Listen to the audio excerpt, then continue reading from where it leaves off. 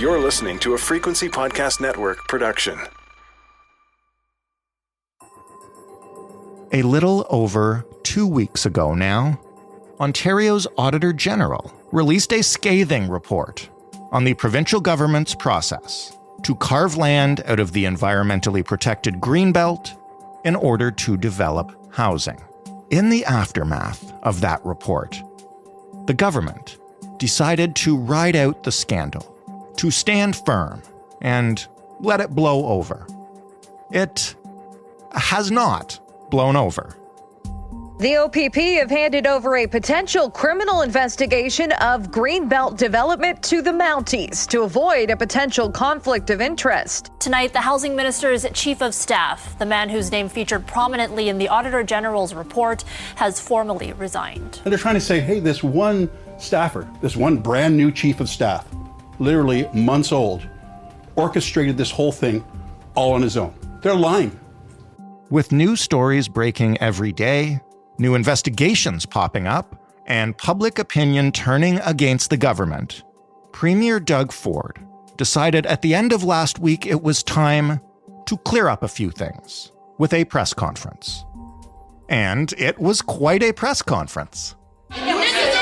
Explain to people at home who think that your government is corrupt. Explain to them why you don't see this as corruption.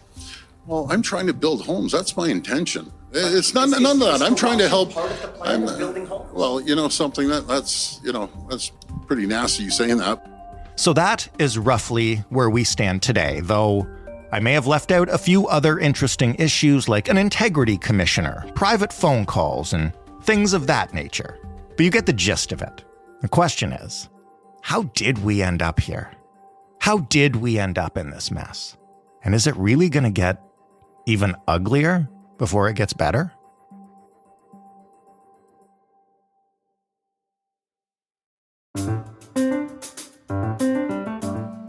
I'm Jordan Heath Rawlings. This is The Big Story. Emma McIntosh is an Ontario reporter for the Narwhal, one of the people who's been leading the team who has been leading this story since it broke. Hello, Emma. Hi, good to be back.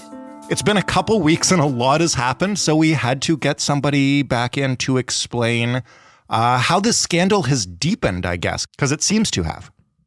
Yeah, who thought that more could happen on this wacky story? But here we are. I'm not going to rewind all the way because we just did an excellent episode with your colleague Fatma Syed that covered sort of what the Greenbelt is and how we got here. But maybe because it's been a couple of weeks, and like I said, a lot has happened, just refresh us quickly on what the Auditor General's report about the Greenbelt said, and I guess what you were thinking as you read it. Okay, well, the top line reaction for me was, this is basically a movie. Like, this is something fresh out of Hollywood. This is not a province of Ontario scandal. And yet it was. The Auditor General found that Ryan Amato, a chief of staff to the minister responsible for the Greenbelt, had spearheaded this entire process, working with this little group of people, working under NDAs, giving quote unquote preferential treatment to a select group of developers who had access to the government, and directing public servants to do everything to make their lands developable. This basically increased the value of those developers' lands by over $8 billion, which is shocking enough. Mm-hmm. But then in between, there are all these crazy details. There were packages passed between people at development industry dinners, the kind of stuff that I've never seen before. So I think it's safe to say the jaws were on the floor all over the province when that report first came out. When it did come out, it was an inflection point. And since we're about to talk about what did happen since then, maybe at that point, just what could have happened then? What was on the table? The message that I was hearing from sources and from politics watchers was like, there is absolutely no way this chief of staff is going to last the day in his job. One interesting aspect of the report was it found that the premier and that Minister Clark, the chief of staff's boss, both said that they had no idea what Ryan Amato was doing. They had no idea when they signed off on the changes to the Greenbelt that it had been done in this way. Okay, rewind quickly. Who is Ryan Amato? Ryan Amato was the chief of staff to Municipal Affairs and Housing Minister Steve Clark, whose portfolio includes the Greenbelt. And we had never really heard much about him until this report, but all of a sudden we're learning an awful lot, which is that he was the guy who was in charge of what they were calling the Greenbelt project. But Ryan Amato himself appears to now be contesting this. So it's a whole cinematic universe of problems. Let's start with the government's initial response. This is where we left it when we spoke to Fatima. Nobody kind of knew what would actually happen next. What did the government actually do in the wake of this report? So Premier Doug Ford and Minister Clark got up at these two twin microphones and answered questions for 1 hour, which is already weird enough. That does not normally happen.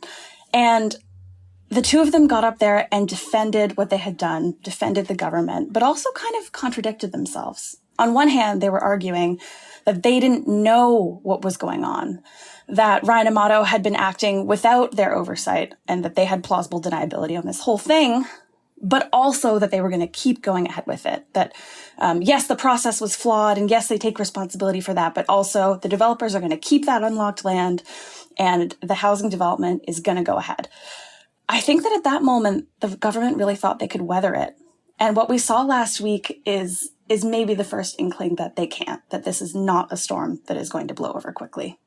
So what happened last week? And I think there was a few things, if I'm reading your reporting and other reporting on this correctly. So maybe we'll break them down kind of one by one and then talk about what they all mean going forward together. First, there is, or I guess was, or still may be an investigation first by the OPP. What's the status of that?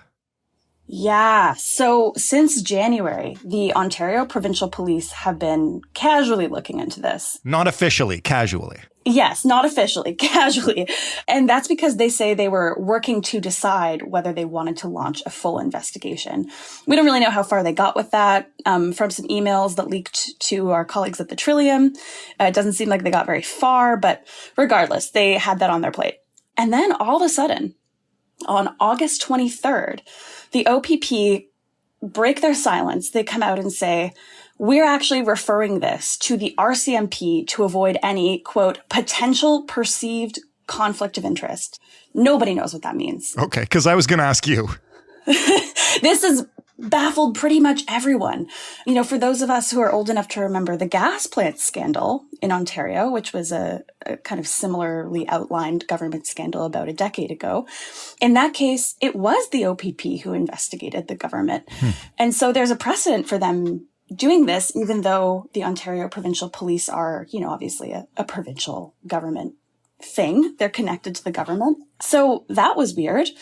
But then the RCMP come out and they say, yes, that's right. We're investigating.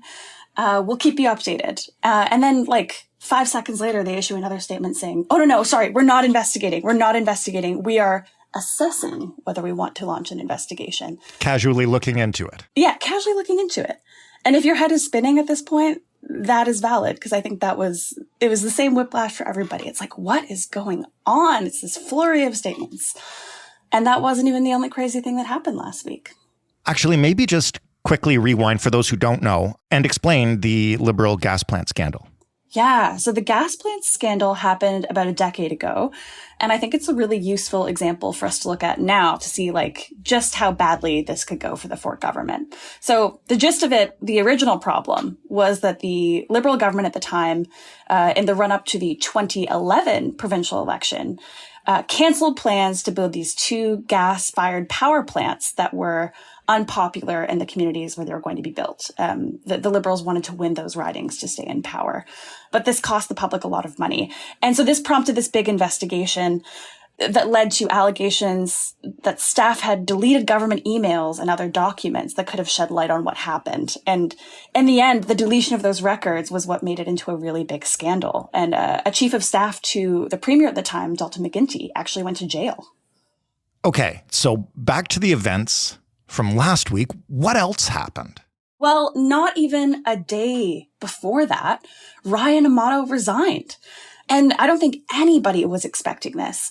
The day that the report from the Auditor General came out, every indication coming from the government was that they were going to keep Ryan Amato. The minister talked about how he had confidence and he was grateful for the confidence of the minister and him and his staff. And even Premier Ford said he was going to wait to see what another investigation that I'm sure we're going to talk about will find about Ryan Amato before making any decisions. Either way, that's like a long way away. But all of a sudden, on August 22nd, after 5 p.m., journalists get this email blast from the Premier's office saying the Premier's office has accepted the resignation of Ryan Amato. And in the meantime, between those two events happening, all we had heard were these leaks from the Premier's office that Doug Ford had personally intervened to save Ryan Amato's job. Huh. So it didn't seem like they had asked him for his resignation. And sure enough, shortly after that, Ryan Amato's resignation letter leaks. And in it, he says that the Auditor General, who portrayed him as the architect of the Greenbelt affair, he says that that is not correct and he does not agree with the way he's been portrayed. And that's kind of awkward because the way that the Auditor General portrayed him is the way that his boss, the housing minister, portrayed him. So layers and layers there. Now, Ryan Amato hasn't actually spoken to reporters yet. So we don't actually know what he thinks other than what's in the letter. But I wonder if we're going to find out. Well, because you mentioned it and I kind of hinted at it, now you have to tell us about the other investigation that may or may not reveal more about how much of this Amato was or was not responsible for. That's right. So there is another investigation underway by the province's Integrity Commissioner. And what that commissioner does is they look at whether government employees, and that includes like MPPs or the Premier as well, whether they have followed all of the ethics guidelines, basically, that they have. So this guy was already looking into the situation because opposition parties had requested that he look into the Premier's role, which is not really happening, but they are looking into the housing minister's role, and they are separately looking at the Premier's ties to developers from this other incident that happened where developers were at his daughter's like pre-wedding party. Right. Whole other can of worms. But those two things are already underway. Now, the Premier's office, in response to a recommendation from the Auditor General's report, have asked this commissioner to look at whether Ryan Amato followed the rules as well. And I know that's like a lot of things. We're very deep in the weeds, but yeah, with every drip, with every other investigation, what happens is this draws out the scandal longer. The Integrity Commissioner is already working on 2 investigations. We're going to find out the results of those eventually. And now there's potentially a third one on the pile. That just is so drawn out. At this point, we're probably going to be talking about this for years, right? And that's years where it can continue to damage the government's reputation.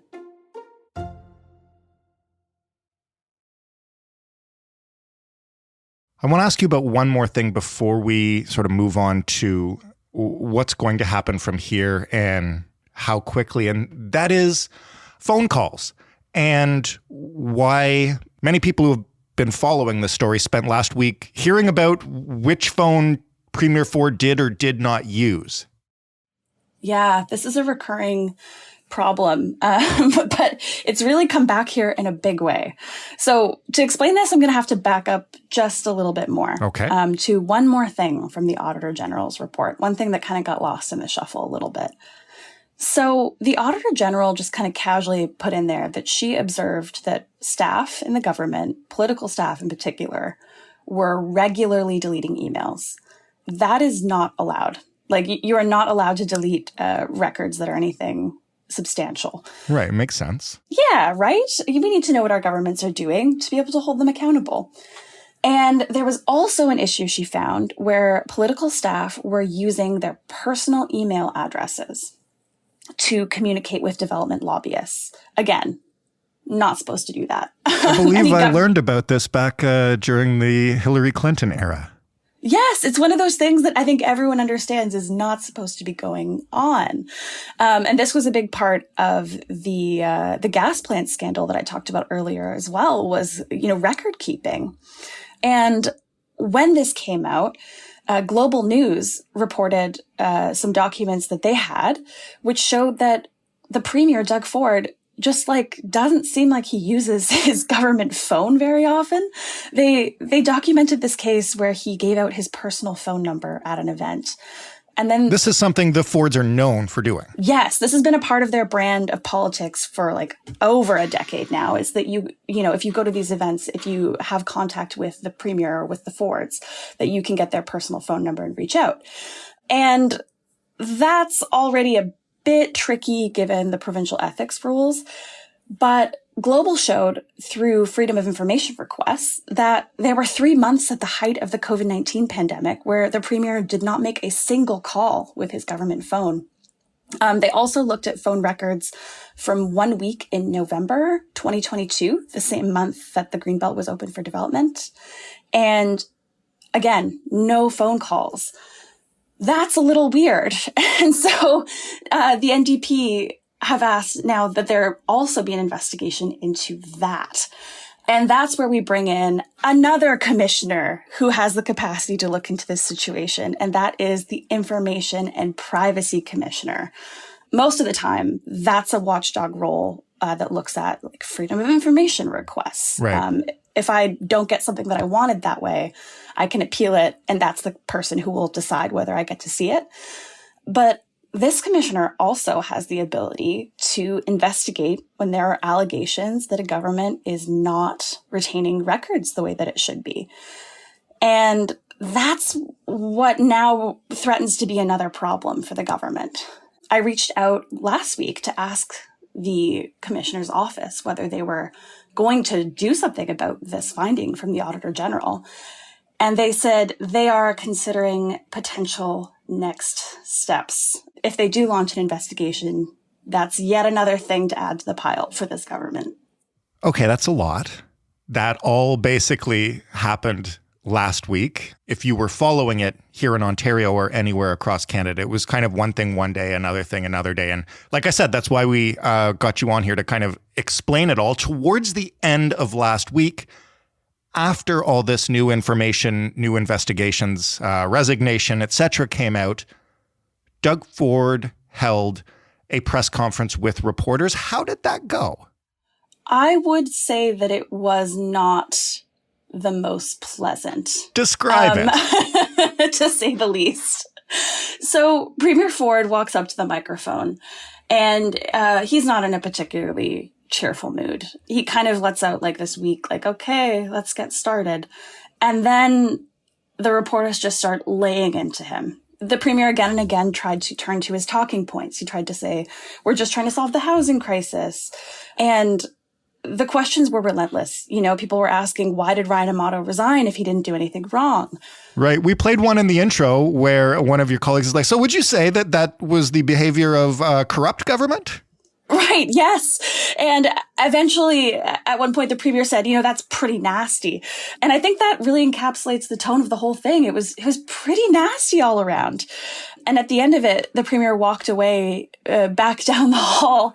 And I think that the vibe of it that I'm getting these days is that maybe the idea that the government can weather this storm is starting to vanish into thin air, that maybe this might be getting worse instead of getting better. How will we know if anything is going to happen here? When we spoke to Fatma, she very thoroughly walked us through the Auditor General's report, making it also clear that there was no real teeth to this report. Can't force the government to do anything.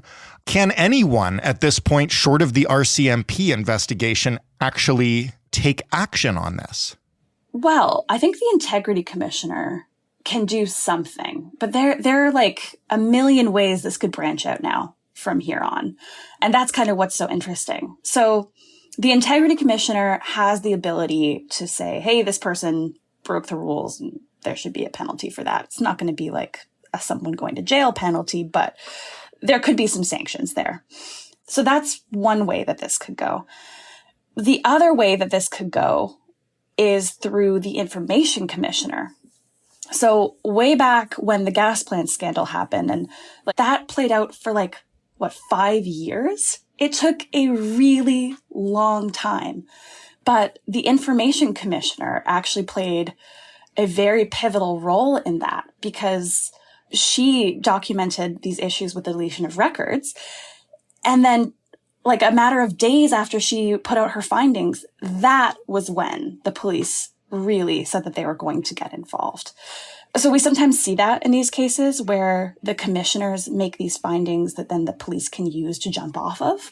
So that's one thing that I'm watching, right? Like, will this information commissioner next steps process, will that result in anything that could then spark something else? But even beyond that, like beyond questions about the police or commissioners, I think political scandals have a life of their own aside from penalties. Aside from like investigations and questions of criminality. Right. This is a case where people know that this doesn't look great. You know, we talked about those like packages being passed between people at industry dinners.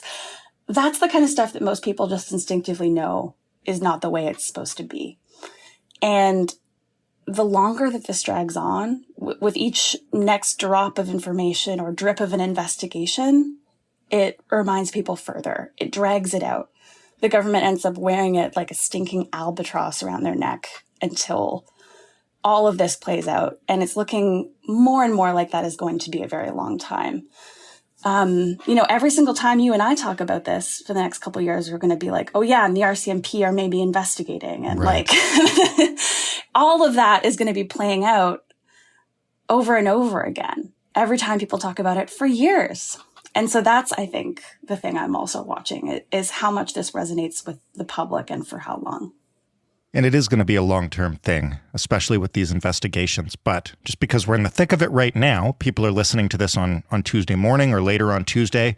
Last question, what are you watching for this week? What needs to happen next? What's the next shoe, domino, whatever to fall? It could be whether the Information Commissioner launches a full investigation. It could be a report from the Integrity Commissioner, which we're expecting like pretty much any time now. And I think the other thing that I'm really keeping my eye on is like the houses, the housing development that is supposed to be the point of all of this. The Premier has maintained that if developers do not get shovels in the ground by 2025, he will return the land to the Greenbelt. But other than that, he's not going back on this. So will the public backlash crank up to a level where Ford has to go back on his word and has to go back on that proposal? We'll see. But also, will public backlash ramp up to a point where the developers aren't able to get those shovels in the ground? That's another thing. And that's the thing that I think really will define what happens next with the land, the ecologically important land that's at the center of this. And at some point, Ryan Amato's going to return someone's phone call, right? Maybe yours? I mean, I hope so. Ryan, if you're listening, we're eager to hear your side of the story. But yeah, that's another thing too. I expect that if Ryan is willing to drop nuggets like that in his resignation letter, that we might not have heard the last of him. And we've not heard the last of this story or from you, Emma. Thank you so much for this. As always, incredibly complex. Couldn't do it without you walking us through it. Thanks, Jordan. Good to be here. Emma McIntosh reporting for the Narwhal. That was the big story. For more from us, including the episode with Fatima Syed from 2 weeks ago that I mentioned, please head to thebigstorypodcast.ca. Just search for Greenbelt. You'll probably find more than you bargained for. You can also talk to us anytime, and we'd love your feedback on this or any other episode. You can contact us via Twitter at TheBigStoryFPN, via email, the address is hello@thebigstorypodcast.ca, or with an old-fashioned telephone or a new-fashioned telephone. Either way, the phone number works. It's 416-935-5935. The Big Stories and all the podcast players you know about, and some you probably don't. And of course, it's on smart speakers. Just ask yours to play the Big Story podcast.